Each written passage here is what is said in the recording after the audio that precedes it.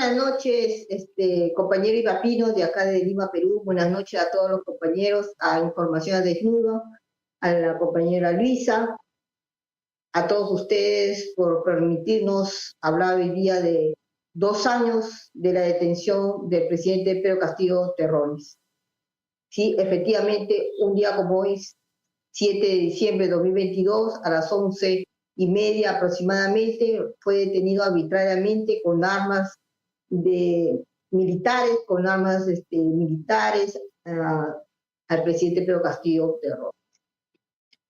Ese día fue quien lo detiene la fiscal de la Nación, en ese tiempo la señora Patricia Benavides Vargas, hoy destituida y procesada por actos de corrupción.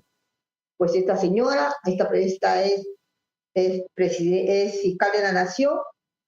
le había abierto una denuncia constitucional al presidente Pedro Castillo. Esperemos que esta denuncia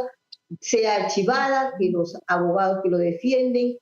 pidan que se archive esta denuncia, puesto que lo ha hecho una fiscal destituida y procesada por actos de corrupción. También tenemos que decir que ahora se ha elegido a la nueva fiscal de la Nación, la doctora Delia Espinosa Valenzuela, que esperamos que acelere todas las denuncias de todos los hermanos que fueron asesinados ese trágico día dentro de los meses 9 hasta el 15 de noviembre, que fueron los actos criminales que se cometieron en los departamentos de Ayacucho, Puno y Cusco, Apurímac, donde asesinaron a muchas personas cuando salieron a manifestarse. También habrá que decir que hoy día el doctor ex juez Fernando Olivera Díaz ha declarado, ha dicho que, y que lo nosotros veníamos diciendo desde antes, que el juez supremo suplente, el señor Juan Carlos Cheque Suárez, el que lleva el caso de Pedro Castillo, el que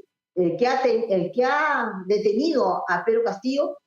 pues ese juez no tenía la potestad por ser un juez suplente y que venía del departamento de Piura con procesos de investigación por acto de corrupción, cuando este juez era presidente de la Sala de Apelaciones en Piura. Entonces, la ley dice que este juez no tenía por qué detener, porque era un juez suplente, no tenía por qué detener al presidente Pedro Castillo, porque no era su función, tenía que haber sido un juez supremo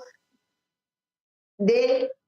mismo Lima, un juez superior. Entonces, esas irregularidades que durante el proceso de Pedro Castillo y su detención arbitraria no se han manifestado. Lamentablemente, los abogados que lo defendían no han previsto que deberían haber denunciado a este juez que no tenía la facultad de detener a Pedro Castillo Terrones. Y lamentablemente esto recién, después de 2 años, está saliendo a la luz esta situación y esta forma irregular, arbitraria, que tiene detenido al presidente Pedro Castillo Terrones. Y esperemos ahora que ha sido elegida la nueva presidenta del Poder Judicial, la doctora Janet Tello Gilandi, que asumirá el 2 de enero de 2025. Queremos pedirle a la doctora que destituya inmediatamente a este juez predicador, este juez que vino de la mano de la ex fiscal corrupta Patricia Benavides, que lo trajo desde Piura y que quería con un fiscal socio de la corrupta fiscal archivar las investigaciones de este juez, que es el que tiene en detención al presidente Pedro Castillo. Entonces, queremos desde acá invocarle a los hermanos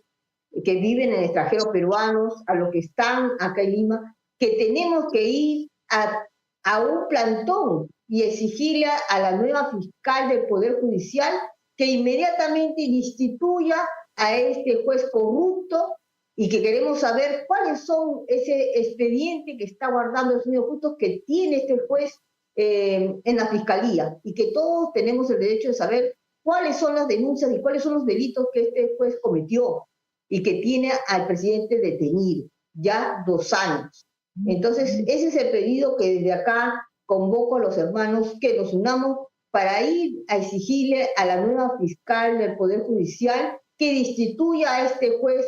corrupto que es el que tiene y mantiene el presidente Pedro Castillo. Lamentablemente, en la época del asesino, corrupto, ladrón Alberto Fujimori, había muchos jueces y fiscales que seguían estos actos de corrupción y que aún se han mantenido en el poder y en el cargo. Por eso es lo que estamos viendo todos estos actos de corrupción en el Poder Judicial y esperemos que esta nueva presidenta del Poder Judicial tome las medidas y